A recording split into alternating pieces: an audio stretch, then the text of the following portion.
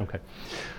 So, good morning, everybody. Thank you so much for inviting me to come here. Let's start with, I'd like to ask you a question. I'd like you to think about a question. And what does youth participation look like? You ready? I'm going on to the next slide. No, I don't need you. Okay. Does youth participation look like this? And we mentioned earlier you have the multimeter. So I'd like you just to take a few moments. We'll put the tool on screen and just tell us, what do you see in that picture? Oh, what do you see in this picture? Please onto your phones and see what comes up here.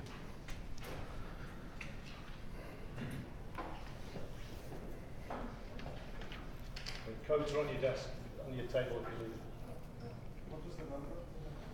234294.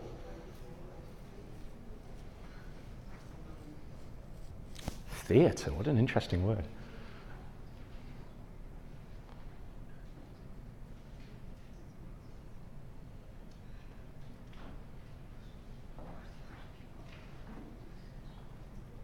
There's some brilliant words coming up here. This picture is the UK Youth Parliament. Some of you quite use the word formal, it's moving around quite quick, formal and old-fashioned ways of doing participation. But they're speaking in the House of Commons, which is where the main UK Parliament sits. And what I really like about this picture, if we can perhaps scroll to the main picture, is the diversity in the background here. The obvious diversity just judging by appearances alone. But this is these very old-fashioned, formal ways, people in very traditional sort of spaces having their voices heard. Let's look at another picture. What do you see going on here?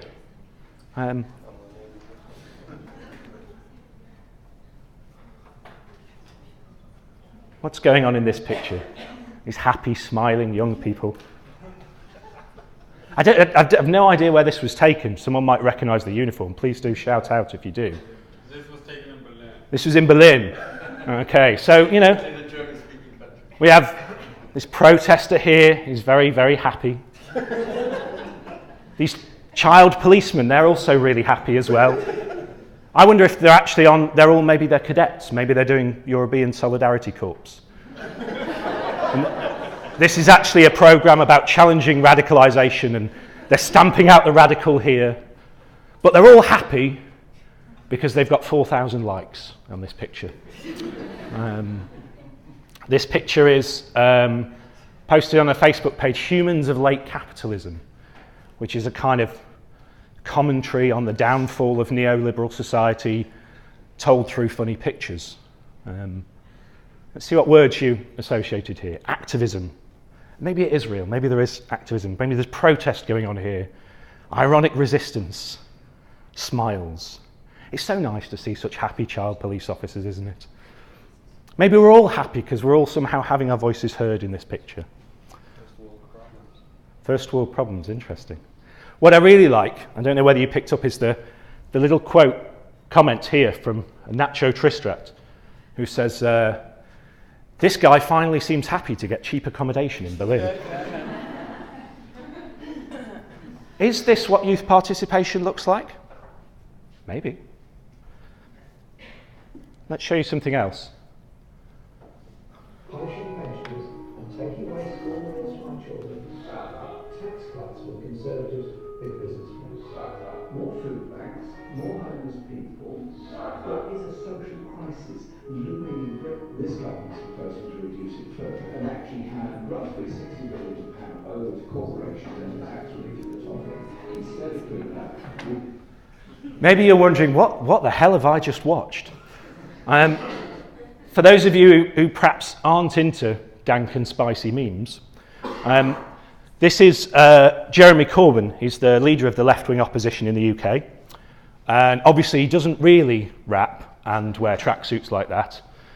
Someone has superimposed his face onto a top of a video by a guy called Stormzy, who's a kind of a grime artist from London. Grime is a type of rap. And this video was very linked to the campaign Grime for Corbyn, which was a hashtag where really a lot of kind of London youth grime artists were coming out in support of this politician who's it kind of, you know, looks like a very middle-aged dad in a lot of ways, but is quite radical and refreshing in the UK. And in his campaign, it's not really clear whether it comes from his campaign or whether it comes from his party. There's a whole load of things going on about productions of memes, productions of internet imagery in support of this character.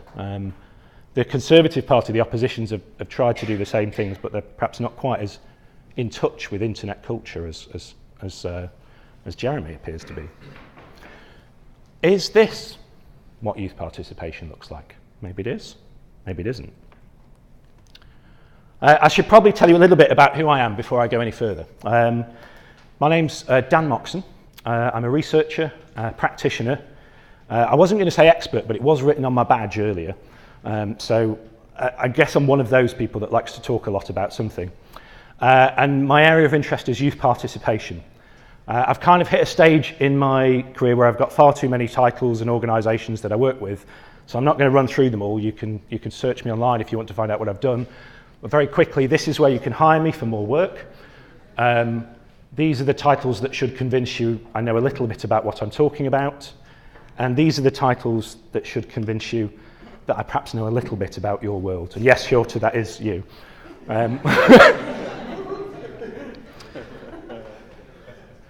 Udo's asked me to talk to you about participation. And it's a really interesting time to talk about participation.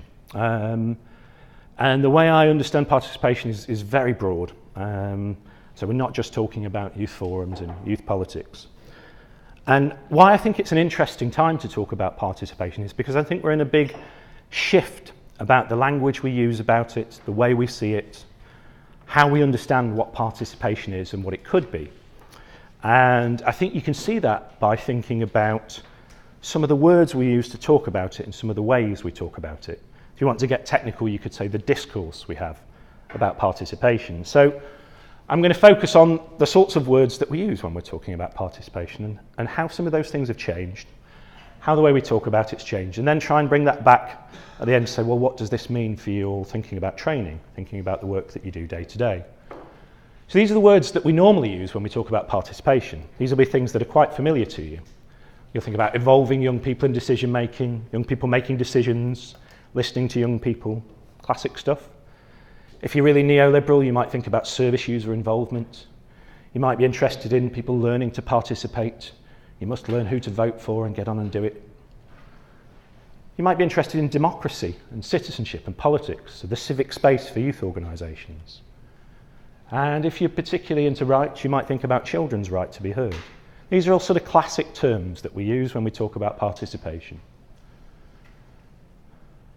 Like all of these things, when we talk about it, it sits in a kind of context, sits in a kind of set of trends about the way society is changing, what things we see about how young people are doing differently compared to how they used to be. Because essentially old people always like to talk about how young people aren't the same as they used to be. And these are the kind of numbers we use to talk about this sort of thing. We have a set of things that we say are going down. Youth voter turnout, political party membership, and trust in institutions. Institutions includes the EU there. Now, in case you're unclear, it's bad that these things are going down. These are things that we want to see in our society. And these are things that really concern policymakers, that these things that we say are happening generally amongst young people. And this is obviously very, very broad trends. In some places it'll be slightly different. We also have some things that we say are going up. So we talk about young people's interest in politics. So despite the fact young people today are voting less than the previous generations, they're actually, we say, more interested in politics than they used to be, or certainly very strongly interested in politics. But the narrative becomes, oh, so maybe they're expressing that through joining movements rather than organisations. They're getting involved in single issue causes.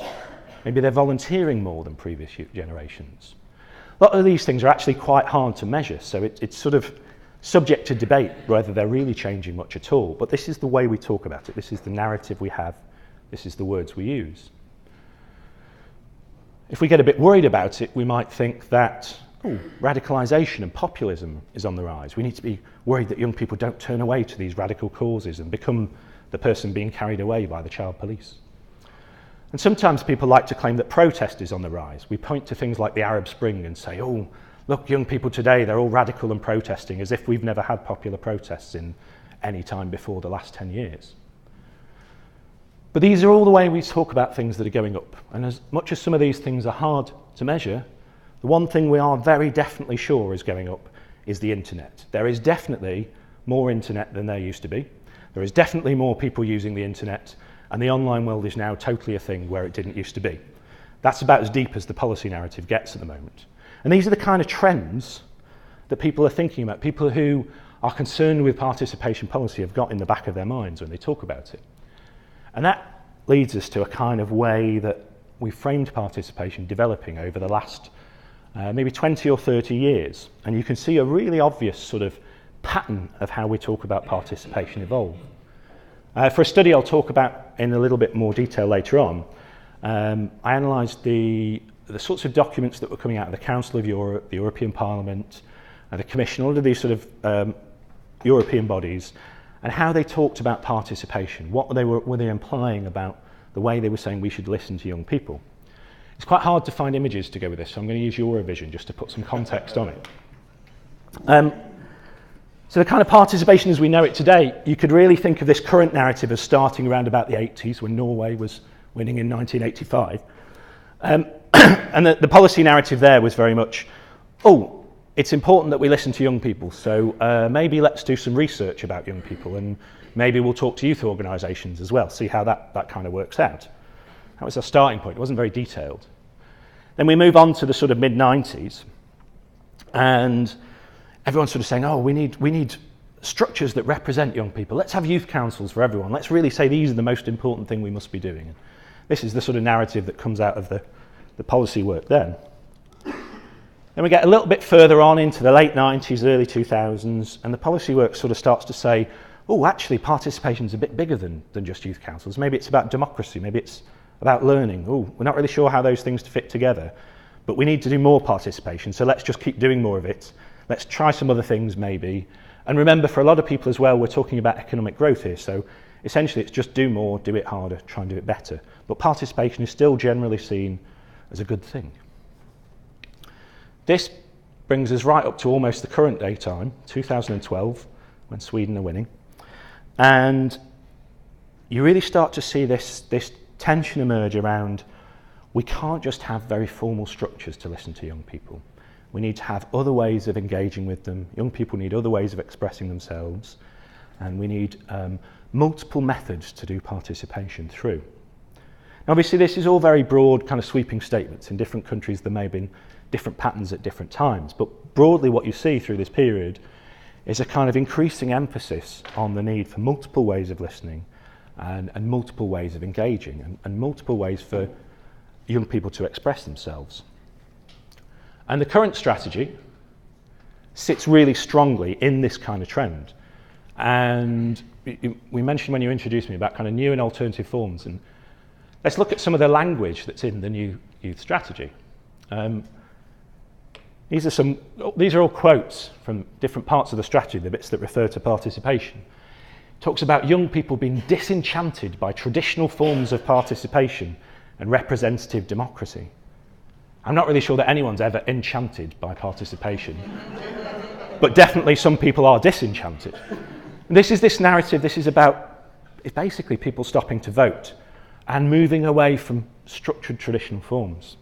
So the strategy says we must explore new routes to political engagement and expression. Isn't that exciting? And all of this is about reaching out to more young people, which implies we're not reaching enough young people now, or we're reaching the wrong ones. And somehow, the internet, social media, and it even mentions virtual worlds. I haven't seen anyone use that phrase since about, since 1995 maybe, when Tron came out. This is all really important somehow to this whole narrative we have, all these words. And then the strategy talks about how it might want to do some of these things. It says we must embrace new and alternative forms of participation, including online campaigns via digital platforms. It's all very new, isn't it? We have to have a new youth coordinator to channel the voices of young people into the Commission. What's interesting about that is it's a role, it's not an organisation. So where we might have thought about structures like the European Youth Forum being almost that sort of channeling funnel, now we want a person to do it instead. It's not a formal organisation.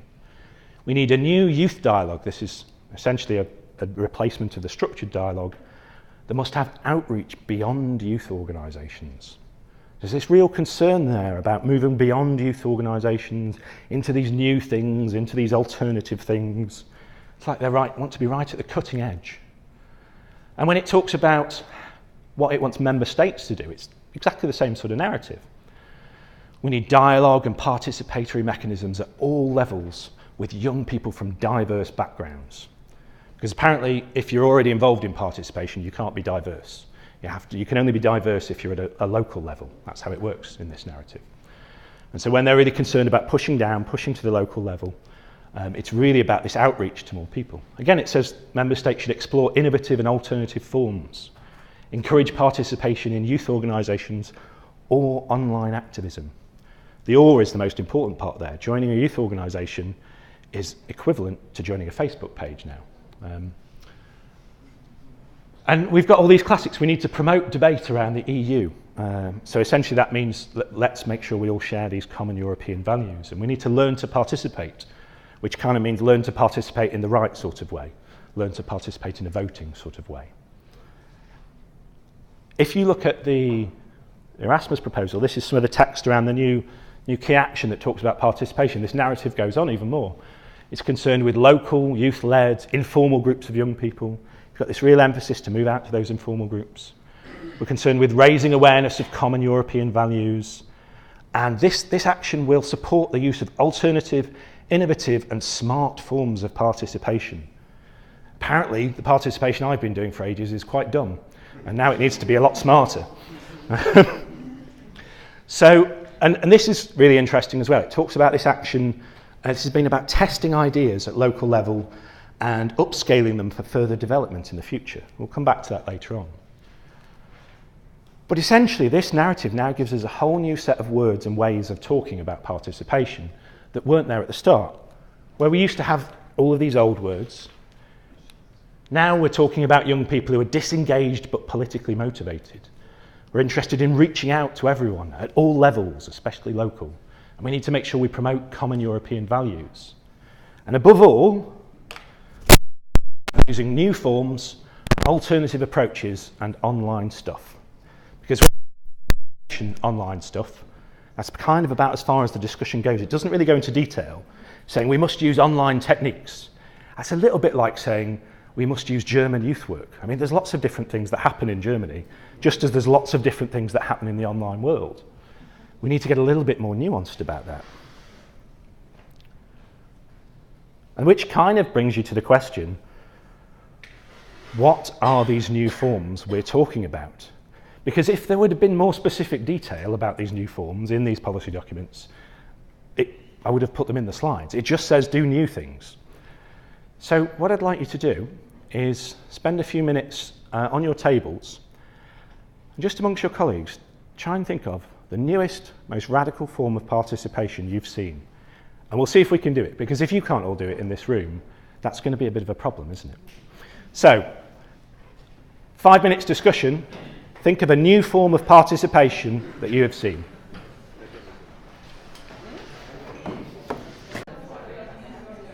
Was that actually an achievable question to answer? Can I have a quick show of hands? Which table managed to identify a new form of participation? Anyone? Great. You can stand here and do the rest of the talk. But, Pavo, tell us, what was your new form? Veganism. Veganism, okay. Veganism, that's interesting. So that's about ethical consumption. That's very interesting. So they were thinking there about do you want to say more? I took the microphone straight. No, I'll leave it to you. Okay. Totally different from formal structures and things like that. But they aim a certain impact. They are networking, they are supporting the cause, they are recruiting. But the same goes for ISIS, the same goes for trolls, the same for, you know. Yep. Vegan and ISIS are the same thing, don't they? Maybe we could have another table. Someone who wants to give us a little bit of a touch of what you talked about. This table over here, we have a microphone there. Test 1, 2, 1, 2. Plastic attacks. Say that again, please. Plastic attacks. So recently, because of all the plastic that ends up in our oceans and stuff like that, so groups of young people or critical consumers, they go to the supermarket, they buy whatever they buy, they go pay at the till, and then they unwrap everything and they leave all the plastic wrapping at the supermarket where they are produced or sold. So isn't that protest? It's like an action to show, like, look, we want to have a different way of. Okay. So I would argue that's popular protest in a lot of ways, which is quite traditional in some senses, but a new take on it. Maybe we'll take another point from somewhere.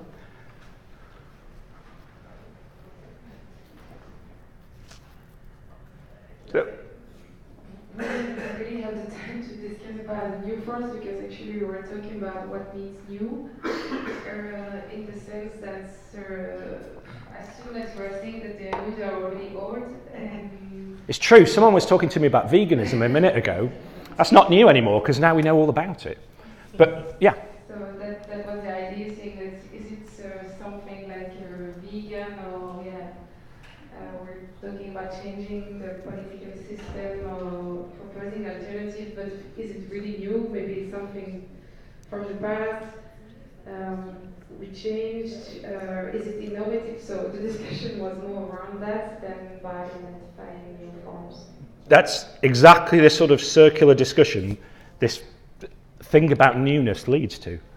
Because when we say something's new, it might be new to... I did veganuary in January, so that's not new to me. I've heard of veganism before. But maybe to someone else, it's an entirely new movement. What's new in Finland might not be new in Macedonia. What's new in France might not be new in Germany. And as soon as you understand what the new things are, they become the old things. So new is this like endless fleeting sort of thing that we're chasing. And it's very similar when we talk about alternative. It's almost a word that's defined by not being something else, but what it actually is very unclear. It would almost be handy if someone had written a guide to new and innovative forms of youth participation in decision-making processes, which is pretty sure why I got this speaking slot. My colleague Anne Crowley and I worked on a study for the Council of Europe on this issue. I can guarantee you, if you read that booklet, you will not come to the end and go, yes, I now fully understand what new and innovative forms are, because of these very issues, because of the things we talked about.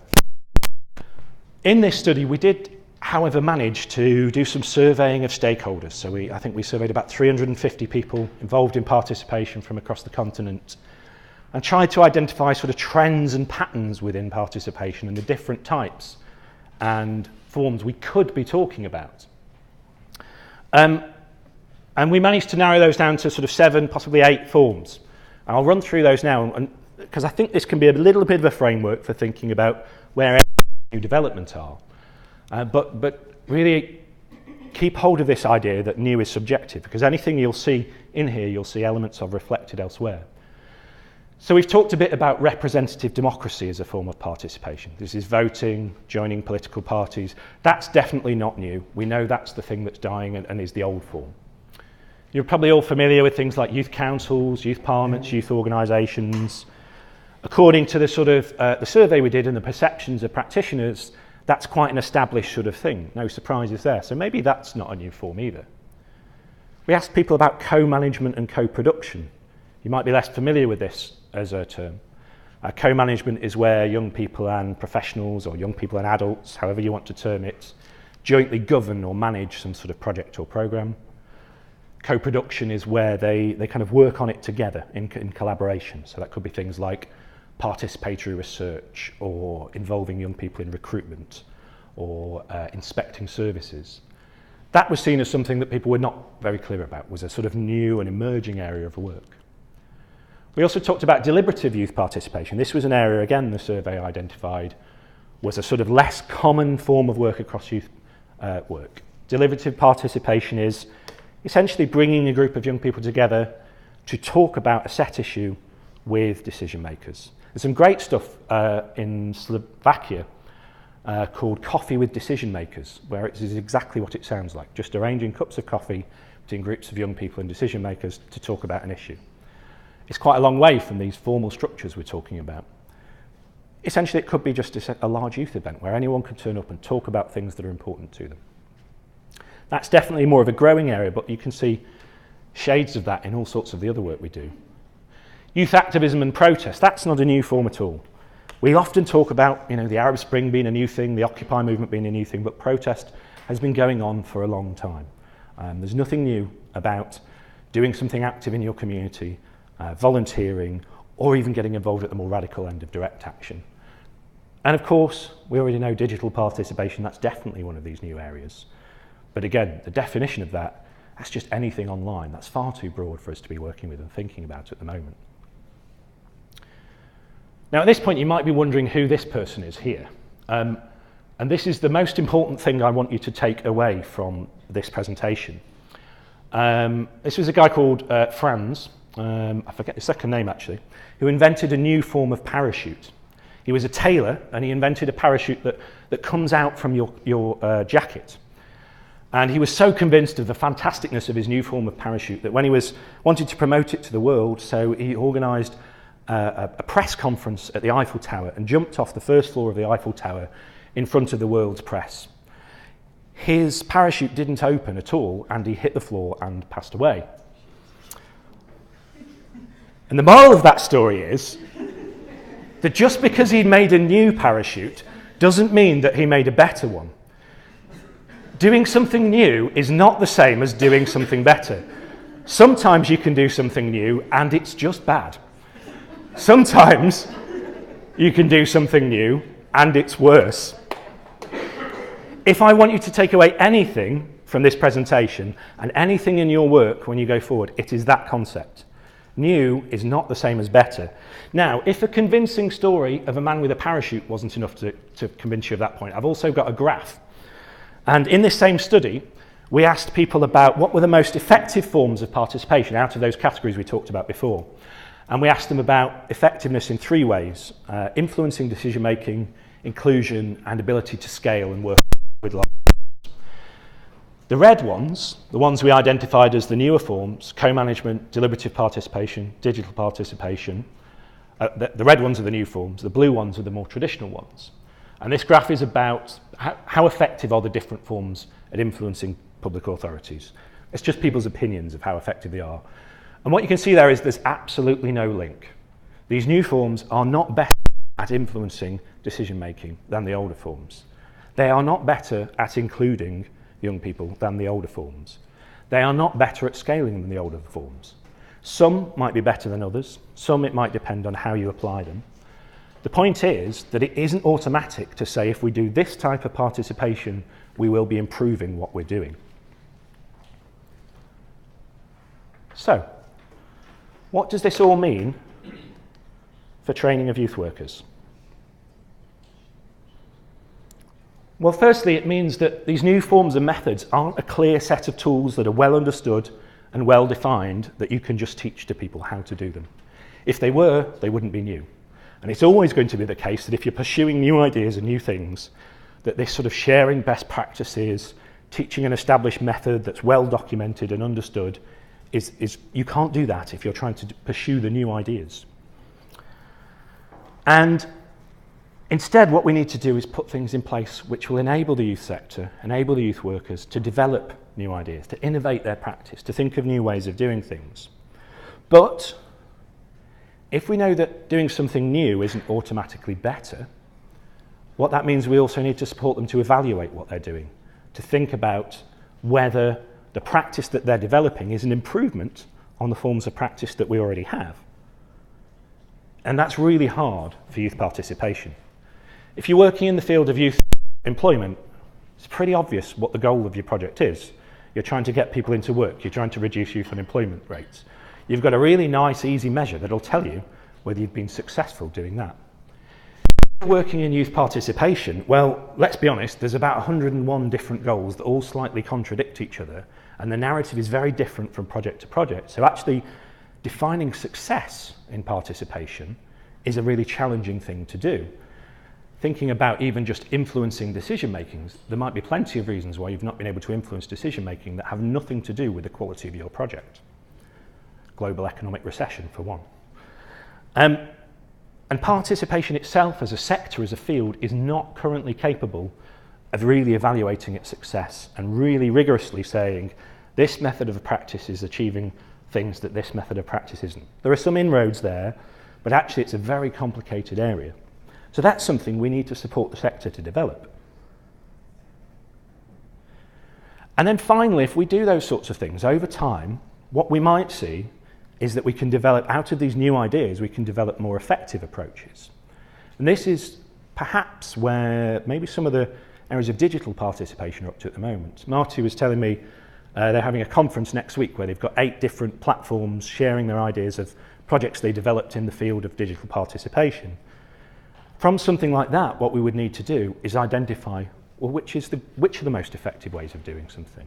Not just blindly promote it all as if it's good practice, but be critical about that work. And then when we find methods that are more effective, put in place things to upscale, to roll them out. This is where we can make toolkits, where we can run the trainings, to teach those methods to other parts of the sector. Remember that reference we had in the Erasmus Programme about upscaling and testing new ideas? This is very much what that's about. So if you want to put that in the framework of your competency model, really what we need to be doing in participation is focusing on people's ability to design programs and to develop evaluative practices. These are 2 things that we really, really need to be fostering in the sector to think about how we do participation.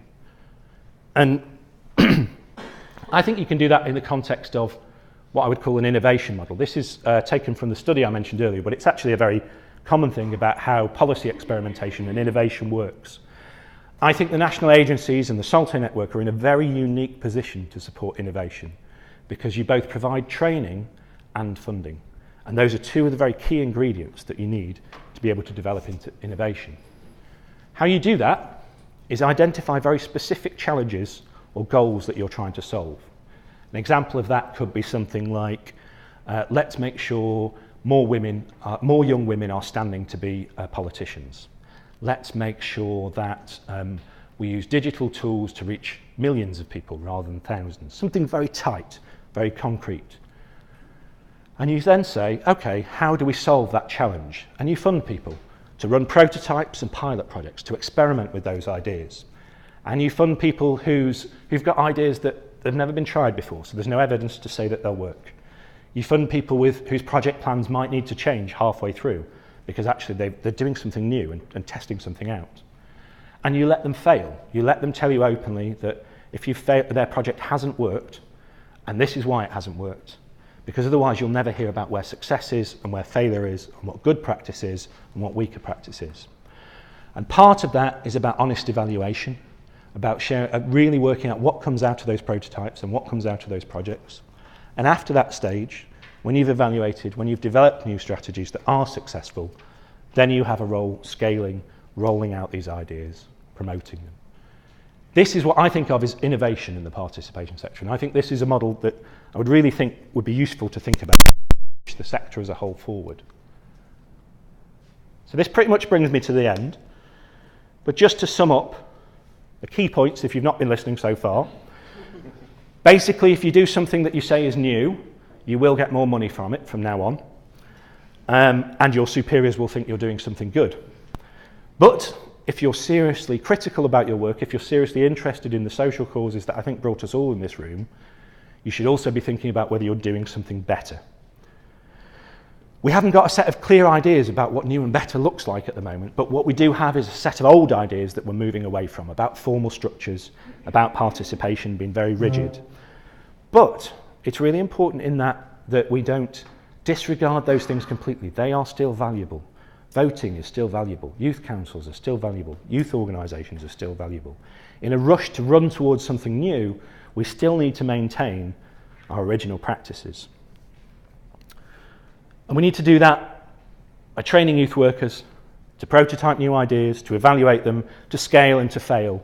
But we also still need to provide practice and training on maintaining the old ideas, around understanding what participation is generally. This is still something we need training on, but doing that in a way that doesn't just reinforce the old narrative, that allows them to move to somewhere new.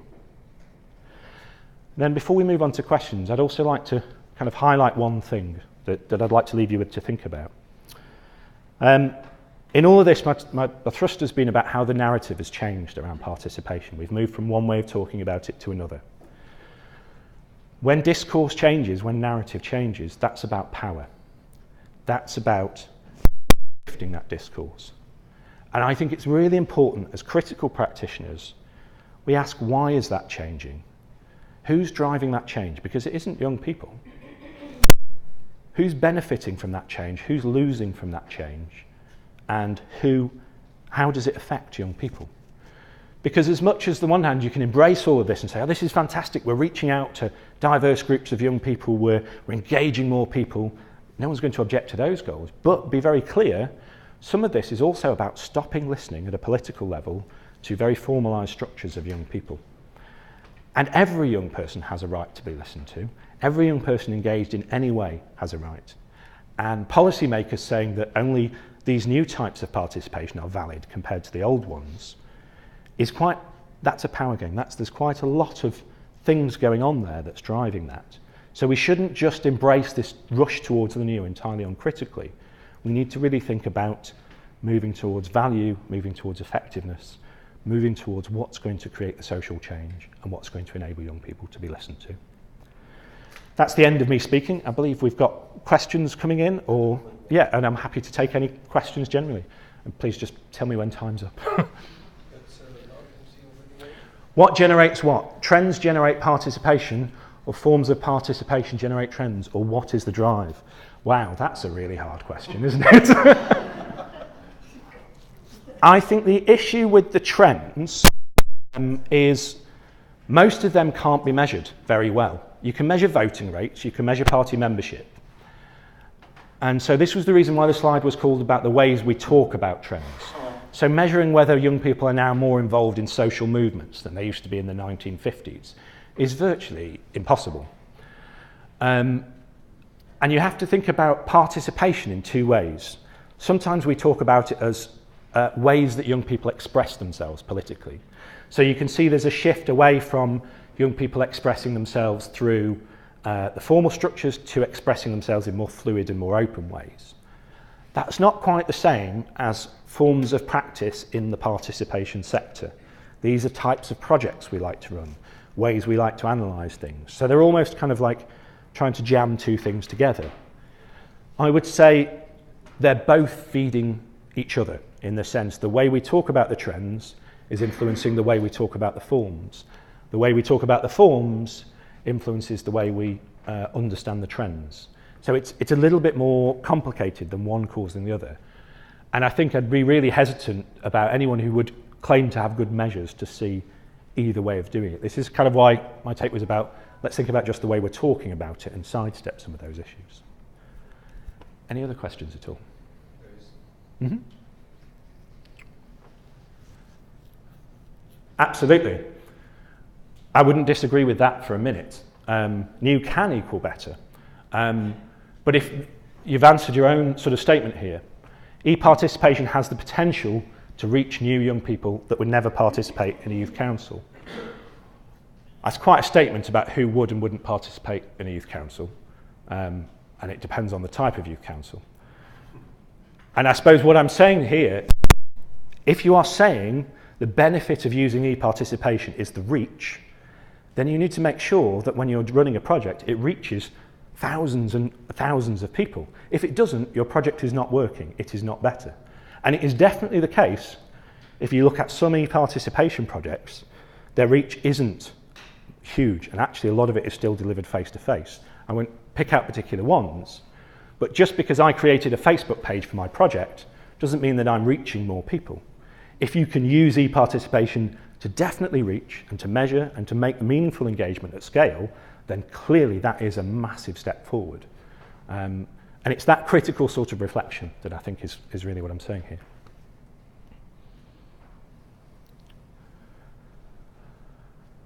perhaps it's not so much about old versus new, but it's about being quicker to adjust to social changes. We're a bit slow at that, or... Yeah, I mean, one of the pieces of work I've done recently was analyse the responses that came in through the structured dialogue process. One of the things that really sang out strongly in that was young people talking about how youth workers, teachers, the professionals that are around them are fundamentally out of step with the online world and the trends that happen there, who have absolutely no idea how that world works and what it's like to be in that world. But at the same time, we also need to see ourselves as part of a social trend that's been going on forever, which is old people talking about how young people are different to them, talking about how the youth of today are not the same as you used to be. That's not a change at all. So absolutely, it's about that, yeah. How long does it take until we actually know whether new forms of participation are good and bad? How long did it take us, for example, to recognise that youth councils were great? Have we recognised that youth councils are great? They're great for some. They're great for some. What's the purpose of a youth council? If we can't answer that question, it's kind of hard to establish whether it's achieving that purpose. Maybe it's about informing change, designing public services. Maybe it's about democracy. Maybe it's about voting. I don't think we have established that any form is particularly great and any form isn't. This is why we need to do this evaluative work. I think if you had a really serious, clear, talking about on a very project level, if you think about piloting a project, evaluating a project, and doing that very tightly and seeing whether it achieves its goals, you're talking about a 1-2 year cycle, something you could do with a sort of strategic partnership. And then if you build enough critical mass around particular types of projects, then you can start to say, yes, we can see that these ones are working. Really, it's about taking the narrative to a place where we say, this form of practice delivers these social outcomes, rather than this is better participation and this is good participation. So Marty and I were talking about the value of big data in gathering information from young people to inform public service design. That's valuable, but it's very different to a project that's about promoting democracy or a project that's about ensuring children in social care have their rights upheld. So it's getting that sort of tightness that we don't talk about good participation, bad participation. We talk about a form with clear goals that is able to achieve those goals and deliver what it says. Yeah. Why even get stuck on forms and not look at change achieving context? The form does not replace the meaning. I could do with a bit more context on that one. Does someone want to elaborate a little bit? Yeah. Oh, I can't run over. I'm attached to a microphone. I'll bring the microphone. I was happy to be anonymous, actually. Sorry.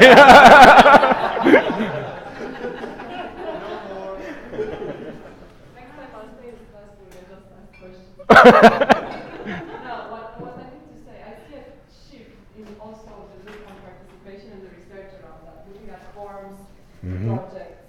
But I mean, I have no problem with the protest that goes now on in Romania against corruption, where some young people are very active. I don't care if it's new or old. Honestly, I couldn't care less. But I want to see what this achieves. Is this important?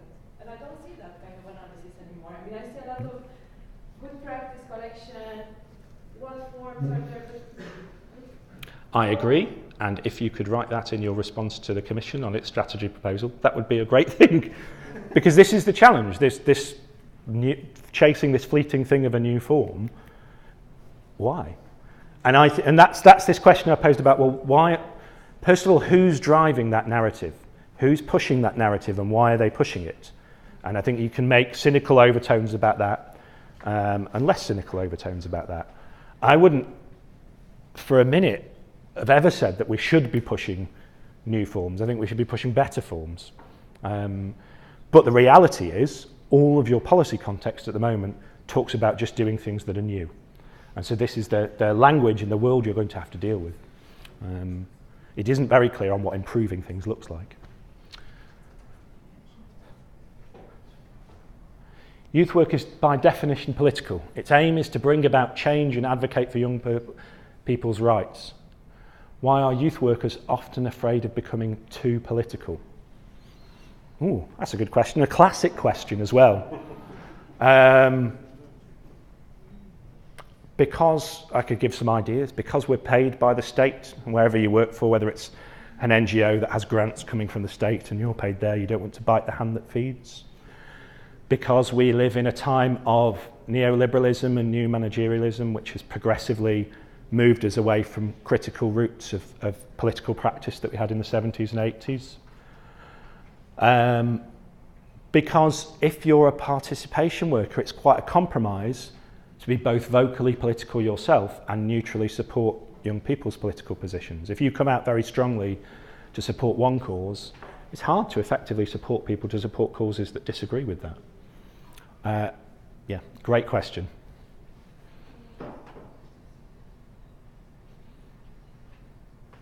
Levels of participation, what do you think of that?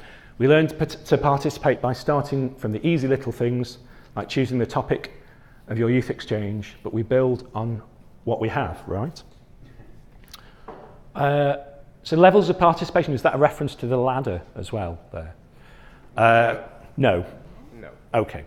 It's more like the scale of things. Mm-hmm. That, I remember from the start of this program, first of all, I remember the two questions before that sometimes even the participation becomes a political theatre where you want to have acted out, but when there's not a political will to take in consideration what has been said, it is useless, and this is what happened to many people when we entered under the Erasmus Plus. That how many hearings did we have, how many national groups, how many levels of hearings, and clear message from the hearings, and then getting something that was completely different from what the people wanted. With this I mean that in the program, when the program started, there was a political decision that no national activities should be allowed, but there was key action 3. Which was going to be about youth participation in decision-making, structure, dialogue, and all of that. So who in their clear mind would think that a young person who is very far from even understanding what participation is would start directly on a European level, on a foreign language, and on topics that are conceptual. So, my claim is that if you learn to participate by taking care of minor things first and growing confidence, then you finally end up on a level that you can choose the way you want to make your impact and so on. I think I would agree entirely with that. I think we need to value and think about participation in a way that's everyday, in a way that's relational. It's about the people you talk to day to day, the way you relate to your school teacher, your social worker, your youth worker, the influence you have in your immediate community. And I think it's not seeing participation as just these big formalised structures, that it is all of that, the local stuff as well.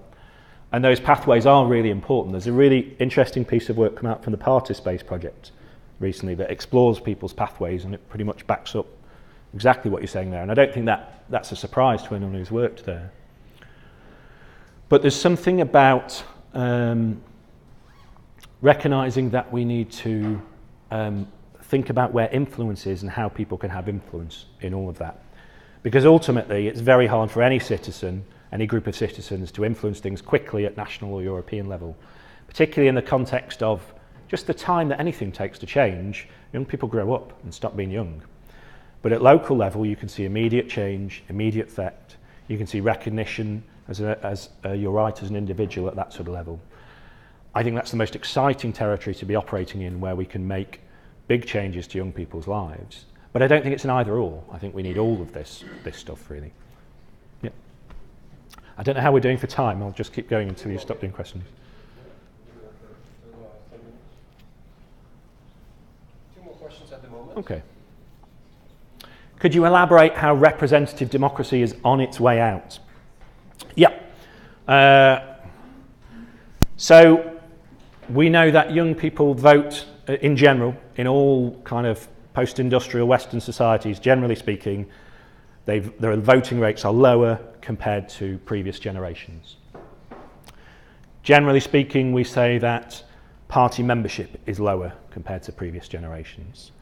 And we say that trust in institutions, like political parties, political institutions, but any kind of formal organisations is lower compared to previous generations. So I wouldn't for a minute be claiming that we should stop doing representative democracy. Clearly those things are very important. But we can see that young people are less engaged in this form of political expression compared to previous generations. Now, there will be some countries where the trend is different and that sort of thing. So it's not a saying that it should be on its way out, but it's actually a really pressing concern. We can't just replace voting with Facebook groups and meme pages. This stuff needs to happen. But we also need to find a way to engage young people in very fluid ways in our democracy, in our institutions, that doesn't rely on this kind of structure, because it's currently not working. Ultimately, though, you still want to see a reinvigoration of this sort of structure. One of the problems we have when we ask this is we ask them, why are young people turning away from this? Why aren't they voting? Instead of asking, why can't politicians get young people to vote for them? Why doesn't the European Commission feel like an accessible and understandable place to citizens? We place the burden of blame on citizens rather than on the political actors. Does that make it clearer a little bit? Yeah. Okay.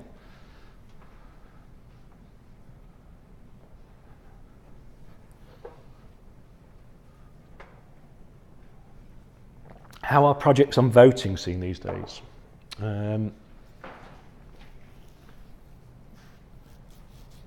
That's an interesting one. What I was surprised about in the Commission strategy is, and the narrative really, is it kind of goes, voting isn't really working, so we need to do these other things, that there isn't enough emphasis on just bringing up voting rates. This is crucially important. So this is almost one of the risks of moving towards something new. If your idea is that we should be doing new things, then clearly voting is not important. So running a project about raising the voter turnout, kind of doesn't fit that paradigm a little bit. So not flavour of the month, I would guess. But I think it's also a very local thing. You can drive something like that.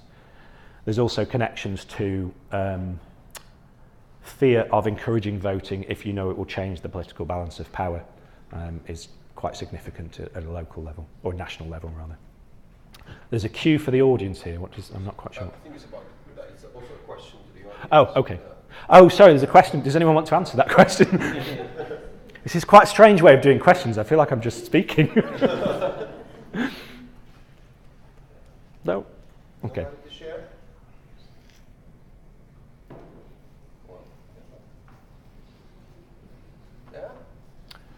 Why is being political always considered in the formal big P? Why not consider being political as being vegan, growing your own food, etc.? In this case, youth workers are not afraid to be political. Great question. I struggle with that big P, little p thing. I mean, I don't consider political to be the big stuff all of the time, and I don't think we should as youth workers. I don't think we should as citizens. But I suppose the reality is it is in the interests of the power makers in our society to claim territory that sitting in your local council, your local government, your being an MP, being a commissioner is more important than being a vegan, because it suits some people's interests. It suits the power of particular groups of society, of particular statuses, to recognise one form of political expression more than another. And it kind of suits us all a bit, because if suddenly you threw away all of that, we'd have a lot of civil unrest in a lot of ways. Yeah.